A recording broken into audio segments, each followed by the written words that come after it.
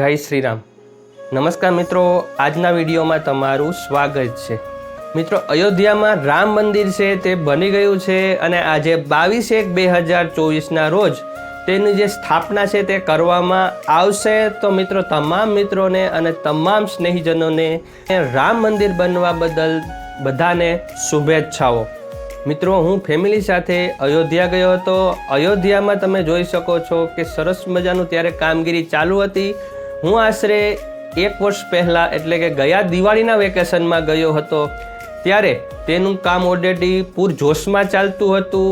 એ જે સફર છે, જે ગોકુળ, મથુરા, વૃંદાવન ને તમામ સ્થળની જે મુલાકાત છે તેને લઈને મેં ઓલરેડી એક વિડીયો બનાવેલો હતો, તે તમને અહીંયા આઈ બટન પર મળી જશે।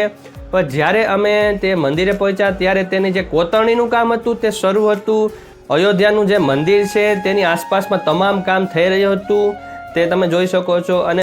અને અમે સરયુ નદી છે ત્યાં પણ ગયા હતા, જ્યાં પણ તમારો ઇતિહાસ છે જાણીતો છે સરયુ નદીનો। ત્યારબાદ અમે હનુમાન મંદિર છે કે જે અયોધ્યા નગરીમાં જ આવેલું છે તેની પણ અમે મુલાકાત લીધી। આ તમામ વિડીયો છે મેં શોર્ટ સ્વરૂપે બનાવેલા છે, તે તમને નીચે શોર્ટ સેક્શનમાં તમામ વિડીયો મળી જશે।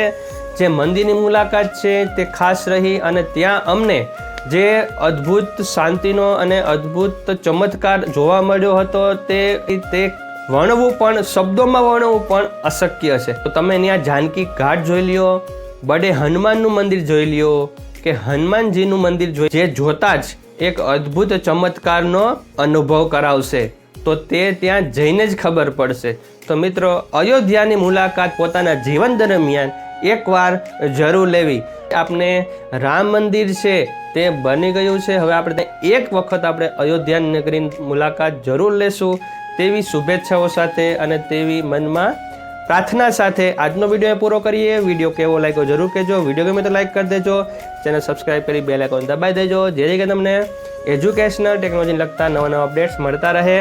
Thank you very much. જય શ્રી કૃષ્ણ, જય શ્રી રામ।